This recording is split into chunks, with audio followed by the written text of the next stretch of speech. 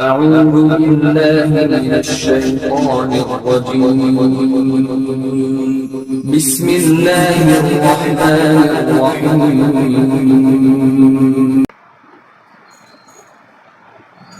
مختصر الحمد و ثنا کے بعد قابل صد احترام بزرگوں،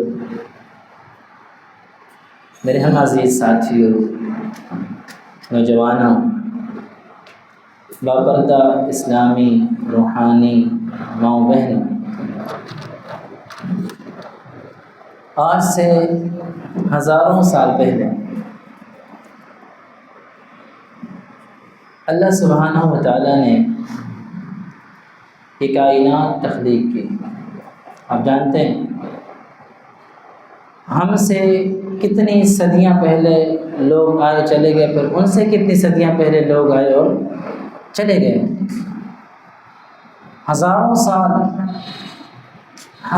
سالوں سے پہلے یہ چاند، ستارے، سورج، یہ پوری کائنات، یہ نظام شمسی، یہ نظام فلکی، اللہ نے یہ زمین و آسمان پیدا کیے۔ ان زمین و آسمانوں کی تخلیق سے بھی 50,000 سال پہلے، کتنے؟ 50,000 سال پہلے اللہ سبحانہ و تعالی نے ایک دسترخوان لگایا۔ کیا لگایا؟ دسترخوان۔ اس دسترخوان کو سمجھنے سے پہلے ایک مثال سے بات کو آگے بڑھاتے ہیں۔ ہم دسترخوان کب لگاتے ہیں؟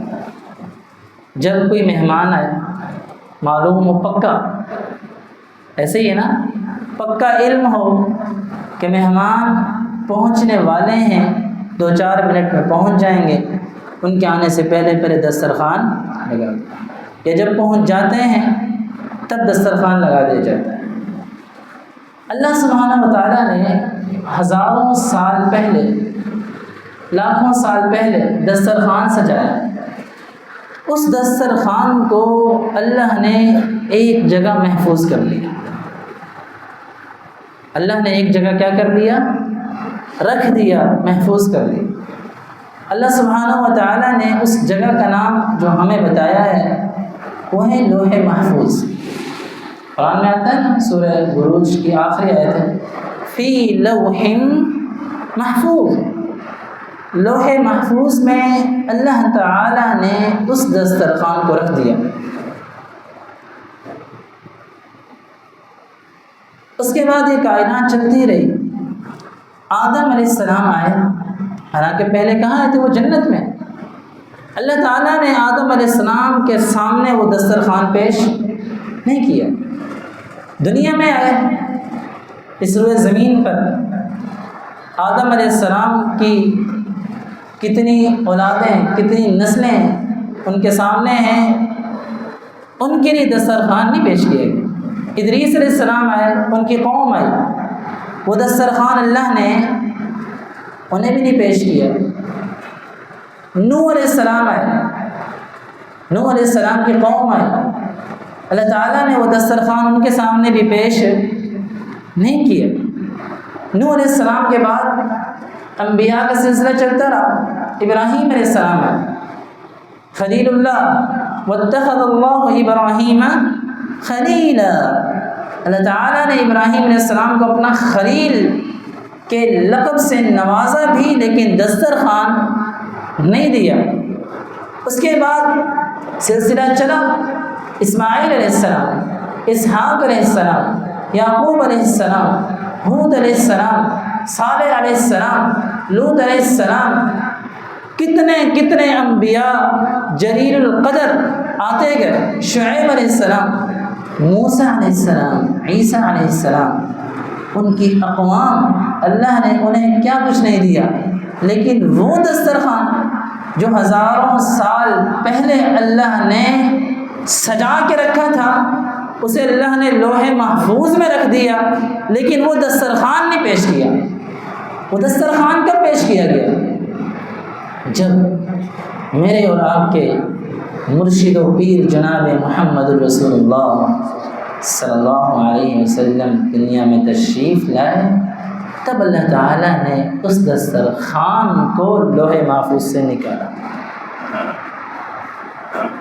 ہم نے سوال کیا عبداللہ بن مسعود رضی اللہ عنہ سے، یا عبداللہ بن مسعود رضی اللہ عنہ ہمیں بتائیے آپ کہنا کیا چاہتے ہیں؟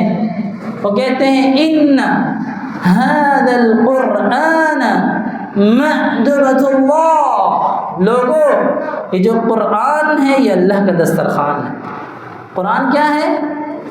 یہ اللہ کا دسترخوان ہے۔ ہزاروں سال پہلے سے یہ دسترخوان سجایا گیا تھا، لوح محفوظ میں رکھا۔ اللہ تو نے ہمارا اتنا اکرام کیا، ہمیں اتنی عزت دی کہ ہم آئے بھی نہیں، اور ہم سے پہلے کتنے نبی آئے، کتنے انبیاء اور رسل، ان کی اقوام آئی، پھر وہ دسترخوان ان کے سامنے نہیں پیش کیا، ہماری ضیافت کے لیے پہلے سے تیار کر کے رکھا، اتنا اکرام۔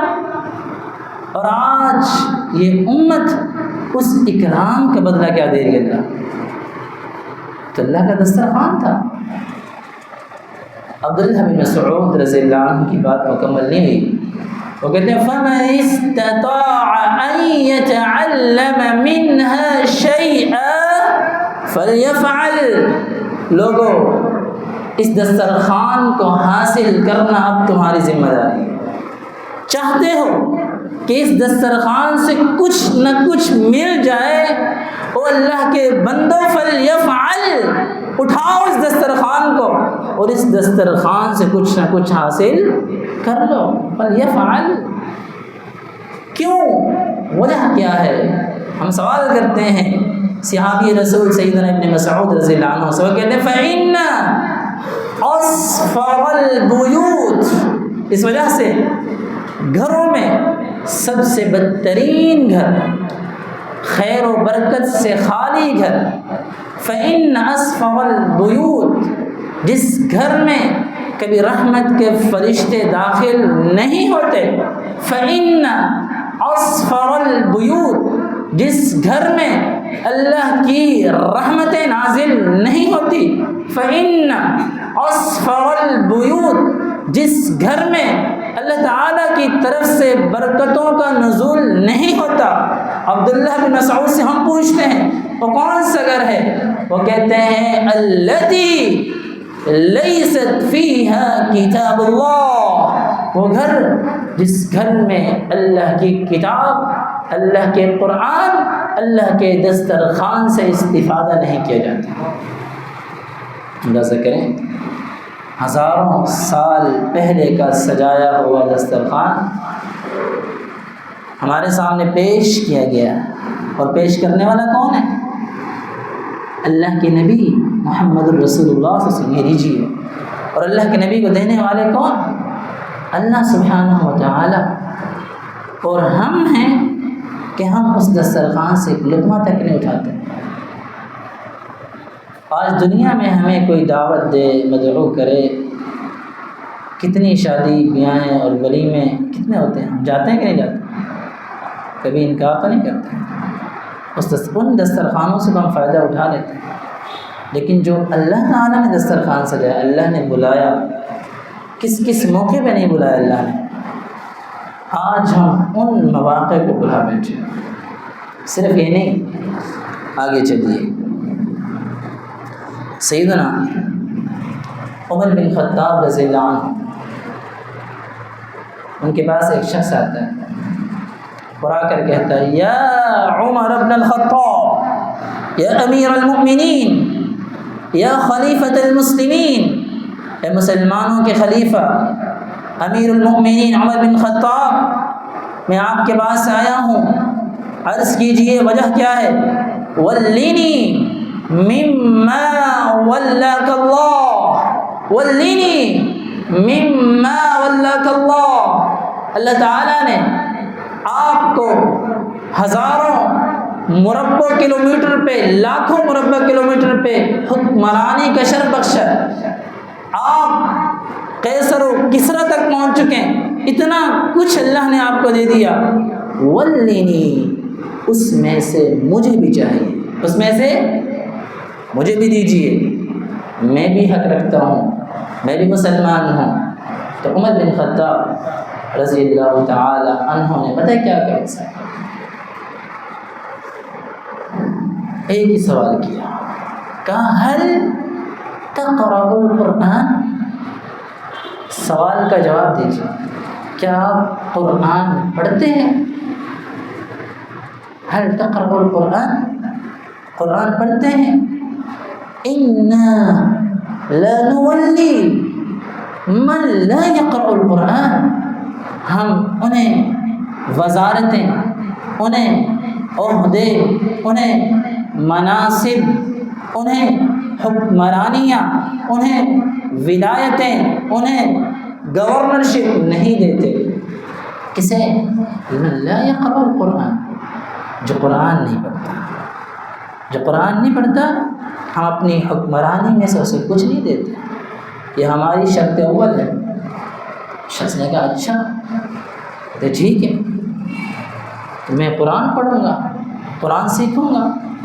وہ کہتا ہے رجعت، میں وہاں سے لوٹا پلٹا، فتعلمت القرآن رجاء ان اعود الى عمر فیولینی، میں واپس گیا اپنے علاقے میں جہاں سے آیا تھا، قرآن سیکھنا شروع کیا۔ قرآن سیکھنے میں اتنا مشغول میں ہو گیا کہ میں اپنے اس سوال کو جو میں نے عمر کے سامنے پیش کیا تھا میں بھول ہی گیا۔ کہتے ہیں وقت گزرا، عمر بن خطاب تو پھر عادل و منصف حکمران، وہ کیسے بھول سکتے تھے؟ عمر بن خطاب رضی اللہ عنہ اس شخص کی تلاش میں نکلے، کہا میں نے اس شخص کو ڈھونڈنا ہے جسے میں نے قرآن کا اللہ کے دسترخوان سے استفادہ کرنے کا کہا تھا۔ عمر بن خطاب رضی اللہ عنہ اس شخص کی طرف نکل پڑتے ہیں اور ڈھونڈتے ڈھونڈتے جب اس سے ملاقات ہوتی ہے تو عمر رضی اللہ عنہ فرماتے ہیں کہ هل ہجرتنا، انداز چیک کریں، هل ہجرتنا، اے پیارے تو ہمیں بھلا بیٹھا ہے، تو نے ہمیں چھوڑ دیا، حجر، تو نے ہمیں چھوڑ دیا، ہمارے پاس آیا ہی نہیں۔ اس نے کہا عمر، اندازہ کریں اس شخص کے الفاظ پہ اب غور کیجیے، پتہ اس نے کیا کہا؟ اس نے کہا اغنان اللہ من عمر ومن باب عمر، آج اللہ نے مجھے عمر سے بھی غنی کر دیا ہے اور عمر کے دروازے سے بھی بے پرواہ کر دیا ہے۔ مجھے اب کسی کی عمر کی پرواہ نہیں، نہ عمر کے کسی دروازے کی پرواہ، میں نہیں آتا تیرے پاس۔ عمر بن خطاب نے فرمایا بھائی ہوا کیا تمہیں؟ کہ آپ نے نہیں کہا تھا قرآن سیکھو؟ کہا جی، کہا میں نے قرآن سیکھنا شروع کیا۔ کہا پھر؟ کہتے ایک آیت پہ جب میں پہنچا تو اس آیت نے میری زندگی بدل دی۔ تو عمر سے فرمایا ای آیت اغنت، کون سی آیت ہے جس نے تجھے ہر چیز سے بے پرواہ کر دیا؟ اس نے کہ اللہ فرماتے ہیں وَمَن يَتَّقِ اللَّهَ يَجْعَلْ لَهُ مَخْرَجًا وَيَرْزُقْهُ مِنْ حَيْثُ لَا يَحْتَسِبُ۔ عمر اللہ فرماتے ہیں جس شخص کے دل میں میرا ڈر، میرا خوف پیدا ہو جاتا ہے، يَجْعَلْ لَهُ مَخْرَجًا، جو گناہوں کو چھوڑ دیتا ہے، جو نیکیوں کی راہ پر گامزن ہو جاتا ہے، يَجْعَلْ لَهُ مَخْرَجًا، اسے دنیا جہان کی مصیبتیں، آزمائشیں، پریشانیوں کا سامنا بھی ہو، يَجْعَلْ لَهُ مَخْرَجًا، اسے ہم ان پریشانیوں سے ایسے نکال دیں گے جیسے مکھن سے بال نکالا جاتا ہے، پتہ بھی نہیں چلے گا۔ صرف یہ نہیں کہا پھر انعام بھی دیتے ہیں۔ اللہ کیا انعام ہے؟ وَيَرْزُقْهُ مِنْ حَيْثُ لَا يَحْتَسِبُ، اس کے پیچھے انسان پاگل ہو جاتا ہے۔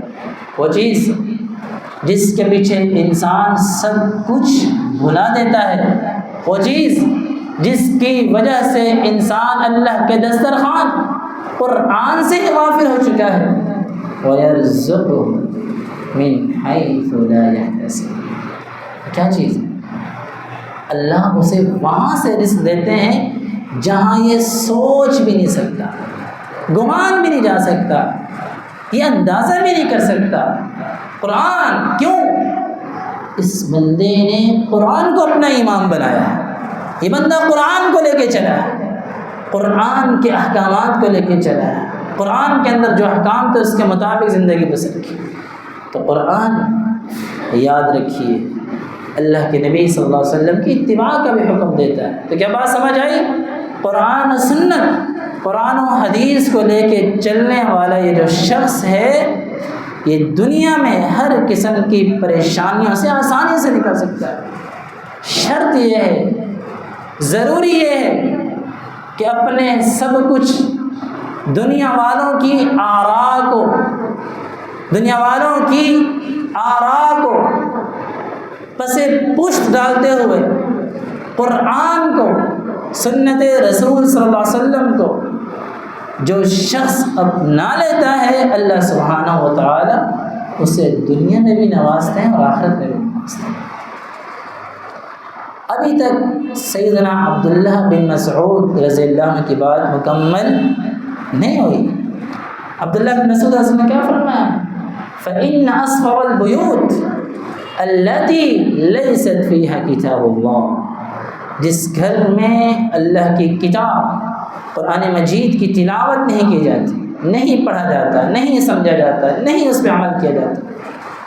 اللہ بن مسعود سے پوچھتے ہیں وہ گھر کیا ہے؟ فرمایا کہ خارب، اس گھر کی مثال ان زمینوں کی طرح ہے جس زمین پہ سیلاب آ جائے، سیلاب آیا ہوا ہے نا پاکستان، سیلاب آئے اور وہ سیلاب ہر چیز کو تہس نہس کر جائے، کہ خریب اس گھر کی مثال اس زمین کی طرح ہے کہ جو سیلاب کے گزر جانے کے بعد پانی کی روانی نے سب کچھ تہس نہس کر کے ہر چیز کو چٹیل زمین کی طرح کر دیا۔ تو اللہ سبحانہ و تعالیٰ ان لوگوں کو بھی یہ سزا، صرف ایک معاشرے کو نہیں، ہر گھر کے اندر یہ سزائیں آتی ہیں کہ خریب، اگرچہ ظاہر میں نہ بھی ہو۔ عبداللہ بن مسعود فرماتے ہیں کہ خریب اس گھر کی مثال اس خراب اور بنجر زمین کی طرح ہو جاتی ہے کہ پھر وہاں پہ کوئی چیز اگ نہیں سکتی، صرف معمولی سیلاب نہیں، ہر قسم کا سیلاب اس میں آئے جو زمین کو بنجر کر کے رکھ جائے۔ اتنی زبردست مثال سے سیدنا عبداللہ بن مسعود رضی اللہ عنہ نے سمجھایا کہ اگر ہم نے قرآن کو چھوڑا تو آپ کو ان تمام چیزوں کا سامنا کرنا پڑے گا۔ اللہ سبحانہ و تعالیٰ سے دعا ہے کہ رب العالمین ہمیں ہر قسم کی طغیانیوں سے، ہر قسم کی سرکشیوں سے اللہ ہمیں محفوظ فرمائے، اور اللہ ہمارے ملک پاکستان کو ہر قسم کے سیلاب سے بچائے۔ ابھی تک عبداللہ بن مسعود رضی اللہ عنہ کی بات مکمل نہیں ہوئی، یہ آخر تک چلتی رہے گی۔ اللہ اکبر، اللہ کے نبی صلی اللہ علیہ وسلم بیٹھے ہوئے ہیں صحابہ کے سامنے۔ صحیح مسلم حدیث نمبر 400، بینما رسول اللہ صلی اللہ علیہ وسلم ذات یوم بین اظہرنا، صحابہ کہتے ہیں ہم نبی کریم صلی اللہ علیہ وسلم کو دیکھ رہے ہیں، آپ خاموش ہیں۔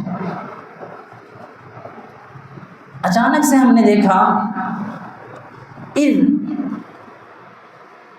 اغفی اغفاءۃ، کہ آپ علیہ الصلوۃ والسلام پہ مدہوشی طاری ہو رہی ہے، جس طرح انسان بے ہوشی کی حالت میں نہیں جا رہا ہوتا، اس طرح ہم نے محسوس کیا، یا آسان لفظوں میں سمجھیں، پھر ایسا ایک شخص اس پہ اونگ بہت زیادہ طاری ہو، نیند بہت آ رہی ہو، اس کا کیا حال ہوگا؟ فرمایا ہم نے اللہ کے نبی صلی اللہ علیہ وسلم کیسے دیکھا، ثم رفع رأسه متبسما، پھر آپ علیہ الصلوۃ والسلام نے اپنا سر مبارک اٹھایا اور ہم نے دیکھا کہ متبسما، آپ مسکرا رہے ہیں۔ جب ہم نے آپ کو مسکراتا دیکھا، قلنا، ہم نے کہا ما اضحکک یا رسول اللہ صلی اللہ علیہ وسلم، پیارے پیغمبر صلی اللہ علیہ وسلم موتیوں جیسے ان دانتوں کی مسکراہٹ کی وجہ کیا ہے؟ ہمیں تو بتائیے، لیکن نبی صلی اللہ علیہ وسلم کیوں مسکرا رہے ہیں؟ اب فرمایا انزلت علی سورۃ آنفا، ابھی اسی لمحے اللہ تعالیٰ نے مجھے اور آپ کو اس دسترخوان میں سے ایک بہترین قسم کی ڈش سے نوازا ہے۔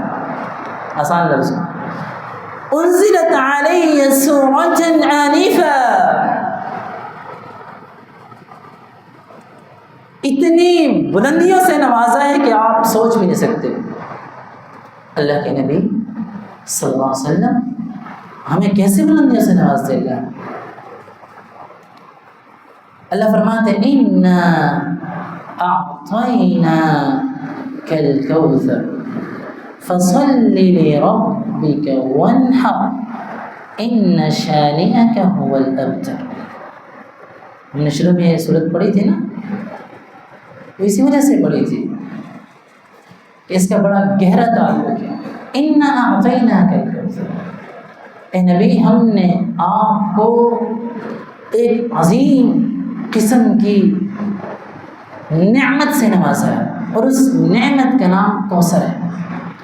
جب کوثر کہا جاتا ہے تو عام لوگوں کے ذہن میں یہ چیز پیدا ہوتی ہے کہ حوض کوثر، ایسے ہی نا حوض کوثر، لیکن یہاں پہ حوض کوثر مراد نہیں ہے۔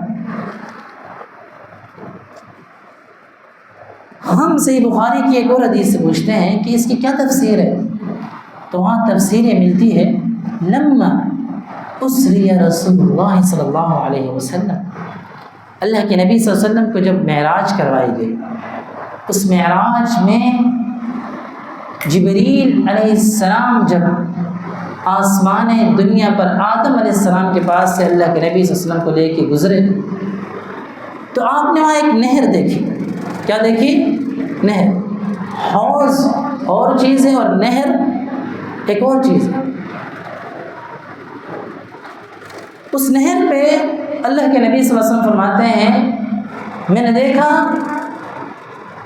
علیہا زبرجد، اس نہر پہ حیران کر دینے والے، انسانی سوچ کو پریشان کر دینے والی چیزیں، یعنی کیسی پریشان، اتنی اعلیٰ اتنا زبردست اس نہر کے اوپر اللہ نے موتی رکھے تھے کہ میں حیران ہو گیا۔ میں نے بے اختیار سوال کیا جبریل ما ھذا، جبریل یہ کیا ہے؟ تو جبریل نے فرمایا نہر، اللہ کے نبی صلی اللہ علیہ وسلم یہ وہ نہر ہے جو کچھ عرصہ پہلے اللہ نے ایک سورت نازل کی تھی اِنَّا أَعْطَيْنَاكَ الْكَوْثَرَ، یہ وہ نہر ہے۔ اعطانیہ اللہ الکوثر، اللہ کے نبی صلی اللہ علیہ وسلم فرماتے ہیں اللہ نے مجھے اس نہر کوثر سے نوازا۔ یہ تو ہم نے سمجھ لی۔ اب یہ تو نہر ہے، اس نہر کوثر سے نکلتا ہوا جو پانی ہے، یعنی جو حوض میں آئے گا، حوض کوثر، اس حوض کی صرف احادیث انسان سمجھ لیتا ہے تو انسان کہتا ہے بس مجھے یہ حوض ہی مل جائے۔ اللہ کے نبی فرماتے ہیں یہ جو نہر ہے جانتے ہو یہ کن لوگوں کے لیے؟ حوض، یہ تو میدان محشر کی باتیں ہیں نا، وہ جنت کی باتیں ہیں۔ جنتوں میں جو آپ کو وہ نہر کوثر ملنے والی ہیں اس کی نشانیاں کن کن شخص کو، کس کس شخص کو وہ نہر ملے گی۔ اس سے پہلے حوض کوثر میں عدد اکواب کنجوم السماء، اس حوض کوثر کے صرف جو پیالے ہیں اس کی تعداد آسمان کے ستاروں جتنی ہے۔ اشد بیاض من اللبن، دودھ کس قدر سفید رنگ کا ہوتا ہے، کہا اس سے زیادہ، وہ پانی ہے، پانی اس سے زیادہ سفیدی اس پانی کی ہوگی۔ فرمایا صرف یہ احلا من العسل، شہد کتنا میٹھا ہوتا ہے، کہا شہد سے زیادہ اللہ تعالیٰ نے اس کو مٹھاس رکھی. اور اس نہر پہ جانا بھی دور ہے، صرف اس حوض پہ آنے والے کچھ لوگ آ رہے ہوں گے، کچھ لوگ آ رہے ہوں گے، فرشتے انہیں روک لیں گے. اللہ کے نبی صلی اللہ علیہ وسلم دیکھ رہے ہیں، اور حدیث میں آتا ہے کہ میری امتیوں کی نشانی کیا ہے، غرًا محجلین من آثار الوضوء، نمازی وضو کے آثار. کہا انہیں روک دیا جائے. پوچھوں گا کیوں، یعنی کیوں روکا جا رہا ہے؟ فرمایا انک لا تدری ما احدثوا بعد، نبی آپ کریں گا، انہوں نے آپ کے لائے ہوئے پیغام میں قرآن میں تحریفیں کی تھی. یہ وہ لوگ ہیں جنہوں نے قرآن کو چھوڑ کر اپنی اپنی رائے کو مقدم کیا تھا. یہ وہ لوگ ہیں جنہوں نے آپ کی سنت کو چھوڑ کے دنیا میں ایک نیا دین پیش کر دیا، بدعات کو رائج کیا. اللہ کے نبی یہ وہ لوگ ہیں. عبداللہ بن مسعود رضی اللہ عنہ کیا فرماتے ہیں، ان اصفر البیوت التي ليست فيها کتاب اللہ، لوگوں وہ گھر برباد ہو جائیں گے جہاں اللہ کی کتاب کو مقدم نہیں کیا جاتا. بات سمجھ آ رہی ہے؟ دنیا میں سزائیں الگ ہیں اور آخرت میں سزائیں الگ ہیں. سزا پتہ ہے کیا ملنے والی ہے لوگ؟ اللہ کے نبی صلی اللہ علیہ وسلم جب یہ فرشتوں کا جواب سنیں گے، آپ فرمائیں گے سحقا سحقا لمن غیر بعدی دینا. فرشتوں ان کو اٹھاؤ اور میری نظروں سے ان کو دور کر دو. آج مصطفیٰ صلی اللہ علیہ وسلم کی آنکھیں ان لوگوں کے چہروں کو نہیں دیکھنا چاہتی. اندازہ کریں لوگوں، اس قرآن کی قدر کر لو، حدیث مصطفیٰ کی قدر کر لو، اسے اپنی آنکھوں کی ٹھنڈک سمجھو.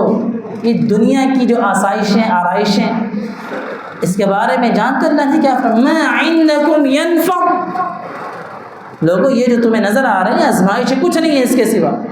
وما الحیات الدنیا الا متاع الغرور، یہ صرف دھوکہ ہے. اور اللہ تعالیٰ اسی قرآن میں فرماتے ہیں ما عندکم ینفد، یہ جو تمہارے پاس آج کچھ ہے، ینفد، یہ سب کچھ ختم ہو جائے گا، کچھ بھی نہیں باقی رہے گا. وما عند اللہ باق، اور جو اللہ نے تمہارے لیے ہزاروں سال پہلے کا دسترخوان سجایا تھا اور اس دسترخوان کو تمہارے سامنے پیش کیا تھا قرآن کی صورت میں، باق، وہ ہمیشہ ہمیشہ رہنے والا ہے. اب اچھا وہ کیسے ہمیشہ رہنے والا ہے؟ کوئی اس بندہ سوال کر سکتا ہے نا، ہمیں اس کی مثال دو. پتہ ہے اس کی کیا مثال؟ قیامت کا دن. اب ہم حوض کوثر سے ہی پیچھے جا رہے ہیں. قیامت کا دن ہوگا، حدیث میں آتا ہے اول من ينشق عنه القبر، جب قبریں پھٹیں گی لوگ اپنی قبروں سے بھی باہر ہی نکل رہے ہوں گے. یہاں سے اللہ سبحانہ و تعالیٰ ایک خوبصورت آدمی کو بھیجیں گے، خوبصورت آدمی. حدیث کے الفاظ ہیں کالرجل الشاحب، ایسا چمکتا دمکتا چہرہ ہوگا، کسی نے وہ چہرہ نہیں دیکھا ہوگا آج تک، کسی نے ایسا چہرہ نہیں دیکھا ہوگا. کہا وہ آدمی نا دوڑ رہا ہوگا، وہ ایک کے پاس سے گزرے گا، دیکھے گا نہیں یہ وہ نہیں ہے، آگے بندہ اگلا بندہ نہیں یہ نہیں، تیسرا، لوگ قبروں سے نکل رہے ہیں، یہ اس وقت کا منظر، چوتھا، پانچواں، چھٹا، کراس کرتا جا رہا ہے وہ، ہاں یہ وہ شخص ہے. ایک کے پاس رک گیا، یہ شخص قبر سے نکلنے والے ایک شخص کے پاس رک گیا. اچھا اب لوگ جو قبروں سے نکل رہے ہیں وہ کہاں جا رہے ہیں؟ میدان محشر۔ حدیث میں آتا ہے کسی کو آگ دھکیل رہی ہوگی، چل میدان محشر۔ کوئی جب اللہ تعالیٰ سورج کو، صحیح مسلم کی حدیث ہے، کمقدار میل، 1 میل کے فاصلے پہ کریں گے تو لوگ پسینوں میں ڈوبنا شروع ہو جائیں، پسینوں میں ڈوب ڈوب کے جا رہے ہیں۔ اچھا یہ جو شخص ہے، یہ آدمی، اس کی ڈیوٹی یہ ہے کہ اس نے اس شخص کو بچانا ان تمام چیزوں سے۔ یہ ایسے میدان محشر میں نہیں جا سکتا۔ اور کیوں نہیں جا سکتا؟ اس کی وجہ بھی اللہ نے بتائی کیوں نہیں جا سکتا۔ یہ تلاش کر رہا ہے، ایک کے پاس، دوسرے کے پاس، تیسرے کے پاس، کہاں تو وہ شخص ہے۔ اچھا اس کے پاس جا کے پتہ کیا کہے گا؟ کہے گا هل تعرفونی، مجھے جانتے ہو؟ اب پہلی بار ملاقات ہو رہی ہے اور ایسا چہرہ، یا تو نا کہ مشابہت ملتی جلتی ہو، کبھی دیکھا نہیں ہے۔ هل تعرف، مجھے جانتے ہو؟ کہا نہیں، لا اعرف، میں تو آپ کو نہیں جانتا۔ کہ اچھا مجھے نہیں آپ جانتے؟ نہیں، چلو میں آپ کو یاد کرواتا ہوں۔ کہے گا انا الذی اظہر ہواجر کل شخص وراء تجارتی۔ اگر دن کا وقت ہوتا تھا، اب یاد کرو، لوگ اپنی اپنی تجارت، اپنی دکانوں، اپنے اپنے بزنس میں مشغول ہوتے تھے۔ یاد آیا کچھ؟ کہا آگے، کہا انت، تو جو تھا، تقرأ القرآن، تو مجھے پڑھا کرتا تھا۔ تقرأنی، میں وہ ہوں، تو مجھے پڑھا کرتا تھا۔ اچھا میں آپ کو پڑھا کرتا تھا؟ اس کو پھر بھی سمجھ گیا۔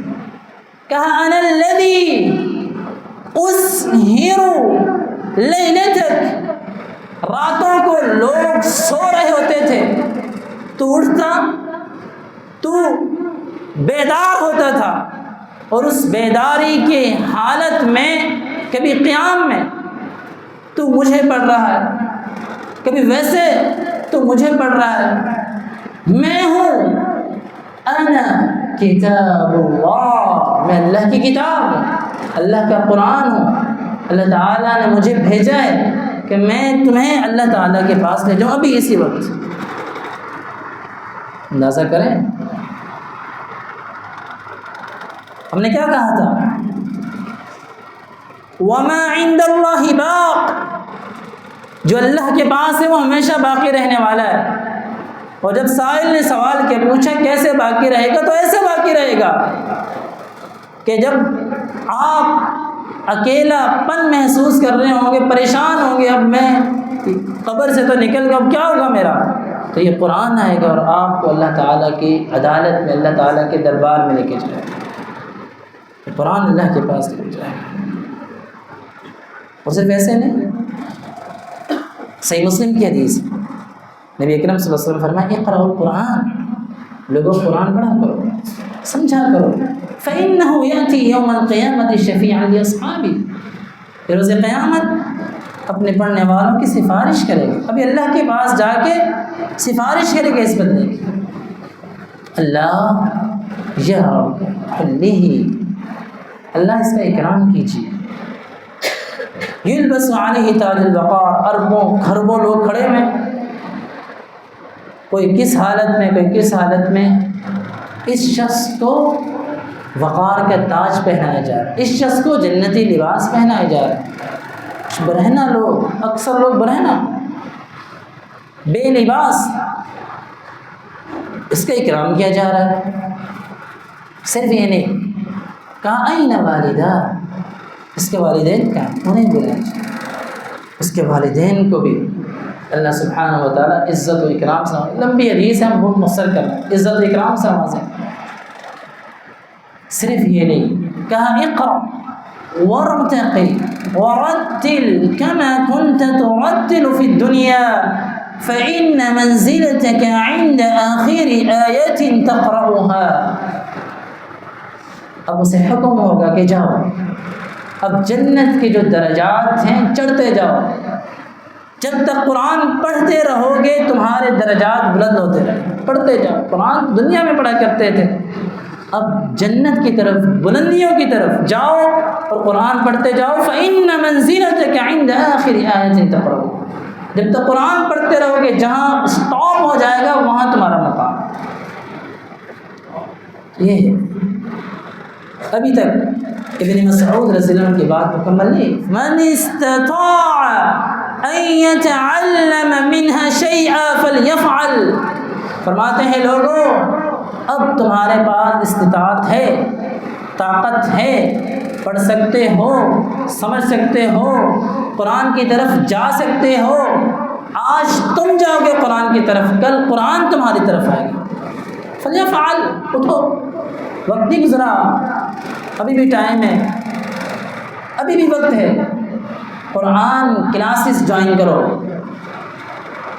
یہ مساجد میں، مدارس میں قرآن کے پڑھانے والے قراء، علماء، حفاظ، مجودین موجود ہیں، ان سے گزارش کر کے کہو کہ ہمیں اللہ کا یہ پیغام، اللہ کا یہ میسج ہمیں سمجھا دو، ہمیں سمجھ میں نہیں آ رہی، اللہ کیا کہنا چاہتے ہیں۔ یہ دنیا صرف دھوکہ ہے، جو نظر آ رہا ہے نا یہ کچھ نہیں، ختم۔ ما عندکم ينفد، اللہ نے تو ایک مقام پہ فرمایا وَإِنَّا لَجَاعِلُونَ مَا عَلَيْهَا صَعِيدًا جُرُزًا، کہ جو کچھ تمہیں نظر آ رہا ہے نا، ہم یہ کر لیں گے، ہم وہ کر لیں گے، بڑی بڑی پلاننگز، فرمایا صَعِيدًا جُرُزًا، ایک چٹیل میدان ہو جائے گا، کچھ بھی نہیں۔ آخرت کے لیے کیا پلاننگ ہے؟ آخرت کے لیے کچھ پلاننگ کی ہے کہ نہیں؟ بندہ ہر چیز کی پلاننگ کر لیتا ہے، اپنی موت کی پلاننگ نہیں کرتا۔ ہاں میں نے یہ کرنا ہے، وہ کرنا ہے، ڈیزائننگ ہو رہی ہے ہر چیز کی، موت کے لیے کوئی ڈیزائن نہیں کیا۔ لقینوا موتاکم لا الہ الا اللہ، اس لیے اللہ کے نبی صلی اللہ علیہ وسلم فرمایا نا کہ اپنے مردوں کے پاس لا الہ الا اللہ کی تلقین کیا کرو۔ جو قرآن کے ساتھ تعلق قائم رکھتا ہے، قرآن آخری دم تک اس کی زبان پہ جاری و ساری رہتا ہے۔ اور آپ نے دیکھا ہوگا کتنی اموات ویڈیوز موجود ہیں، قرآن پڑھ رہے ہیں اور وہاں پہ روح کی قبض ہوئی۔ اللہ سبحانہ و تعالی ہم سب کا خاتمہ ایمان پہ فرمائے۔ تو اللہ کے نبی صلی اللہ علیہ وسلم صحابہ کو بتاتے ہیں اللہ تعالیٰ نے یہ صورت نازل کی ہے، اور اس بارے میں کیا فرمایا؟ فَصَلِّ لِرَبِّكَ وَانْحَرْ، اگر چاہتے ہو یہ بلندیاں قرآن سے تعلق قائم کرنا پڑے گا۔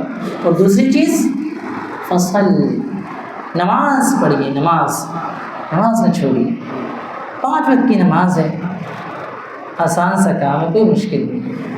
میرے بھائی وقت نکالا کرو نماز کے لیے، 5 وقت کی نماز فرض کرنا۔ لِرَبِّكَ وَانْحَرْ، اور جہاں رب کہے کہ اپنے آپ کو قربان کر دو وہاں قربان کرنا پڑے گا۔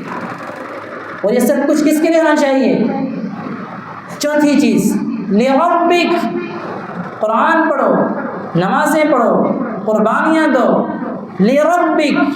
نمبر 4، یہ سب کچھ اللہ کے لیے ہونا چاہیے، اللہ کے علاوہ کوئی چیز تمہارے دل و دماغ میں نہیں آنی چاہیے، کوئی دنیا کی لالچ نہیں، کوئی ریاکاری نہیں ہونی چاہیے، کوئی نمود و نمائش نہیں چاہیے، اللہ تعالیٰ کے لیے، اللہ کی رضا کے لیے کرو سب کچھ۔ اللہ سبحانہ و تعالیٰ پھر نوازتے ہیں سے۔ اس لیے اللہ کے نبی صلی اللہ علیہ وسلم فرمایا تھا، 5ویں نشانی اور آخری نشانی اپنی بات کو مکمل کرتے ہیں۔ آپ نے کیا فرمایا؟ فرمایا جانتے ہو اس نہر کوثر پہ سب سے پہلے آنے والے کون ہوں گے؟ فرمایا رؤساء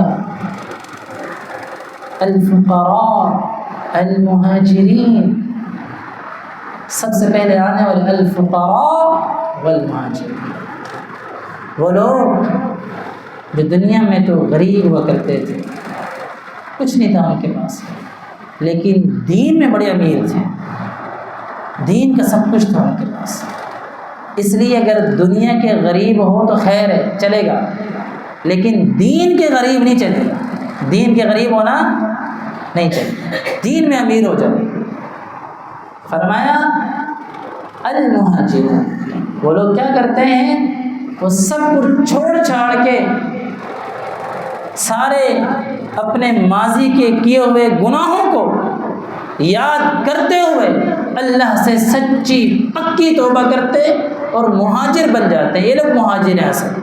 اللہ کے نبی صلی اللہ علیہ وسلم کی حدیث ہے، المہاجر من ہجر ما نہى اللہ عنہ ورسولہ، لوگوں مہاجر وہ ہوتا ہے جو ان چیزوں کو چھوڑ دے جن چیزوں کو چھوڑنے کا اللہ اور اس کے رسول نے حکم دیا۔ تو دنیا کی آسائش آرائش اگر آپ ضرورت کے مطابق اس سے فائدہ اٹھاتے ہیں، اٹھائیں فائدہ، لیکن دین کو ترک نہ کریں، دین کو نہ چھوڑیں۔ ہمارا مسئلہ یہ ہو چکا ہے کہ ہم ان کی خاطر دین کو چھوڑ چکے، دین کو ساتھ لے کے چلیں نا، اس دین کو اس دنیا کی نعمتوں پہ اپلائی کریں، دیکھیں پھر زندگی کا کیسا مزہ ہے۔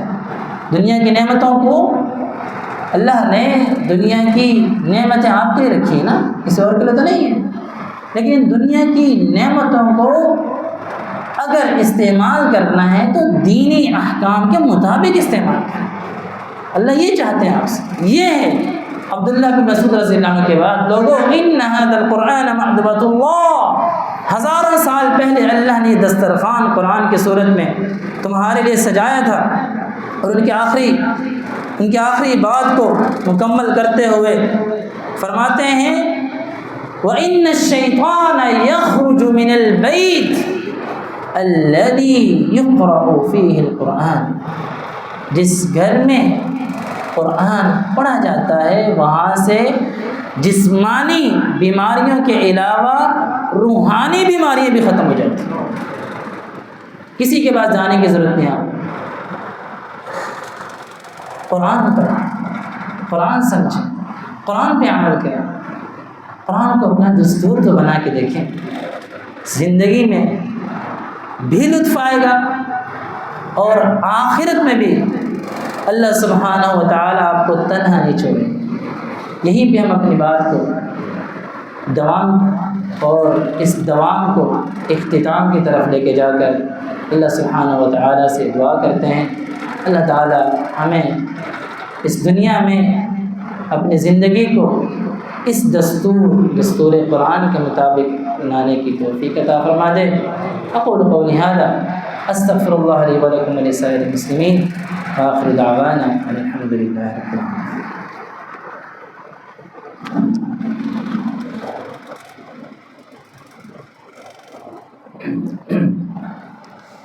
ان الحمد للہ نحمده ونستعینه ونستغفره ونعوذ باللہ من شرور انفسنا ومن سیئات اعمالنا، من يهده الله فلا مضل له ومن يضلل فلا هادي له، واشهد ان لا اله الا الله وحده لا شريك له، واشهد ان محمدا عبده ورسوله۔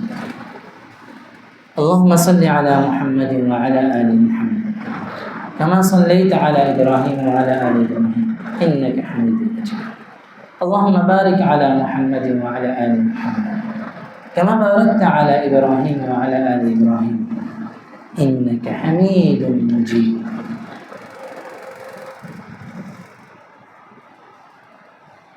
قرآن مجید کو سمجھنے کے لیے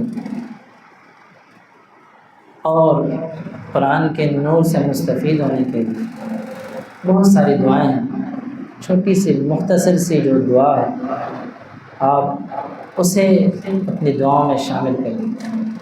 اللہم اجعل القرآن ربیع قلوبنا، اے اللہ اس قرآن کو ہمارے دلوں کی بہار بنا، قرآن کو ہمارے دلوں کی بہار بنا۔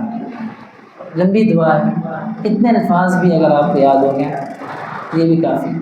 اگر مکمل دعا چاہیے تو انشاءاللہ آپ کو وہ بھی جو ہمارا گروپ ہے اس میں سینڈ کر دیں گے بإذن اللہ تعالیٰ، محمدی مسجد والا گروپ ہے۔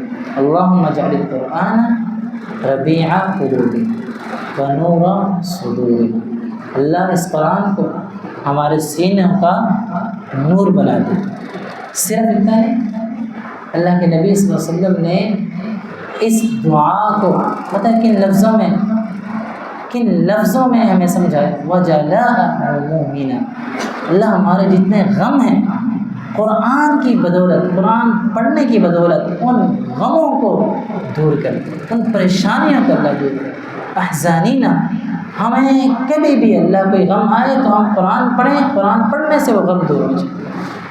تو یہ چھوٹی سی دعا، اگر یہ بھی الفاظ یاد کرے تو کافی۔ اللہم اجعل القرآن ربیع قلوبنا، اللہم اجعل القرآن ربیع قلوبنا، کہ اللہ قرآن کو ہمارے دلوں کی بہار بنا دے۔